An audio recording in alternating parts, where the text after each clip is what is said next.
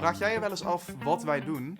Hier bij L1 werken we elke dag aan verhalen voor en over Limburg, voor jullie. Het is namelijk wel handig om te weten of de A2 dicht gaat, of je een regencape mee moet nemen naar Pinkpop en of er huizen voor jullie worden gebouwd. Maar hoe bepalen we wat we maken en wat nieuws is? Het begint allemaal hier, bij de ochtendvergadering. Onze journalisten hebben ideeën opgestuurd en hier wordt dan beslist waar aandacht aan wordt besteed die dag. De journalisten op de redactie hebben veel contact met mensen uit de provincie, hun netwerk. En zo komen zij op hun ideeën.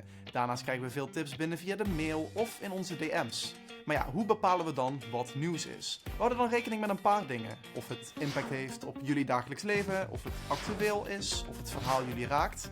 En natuurlijk of het een beetje Limburgs is. Vanuit de vergadering worden de verslaggevers op pad gestuurd.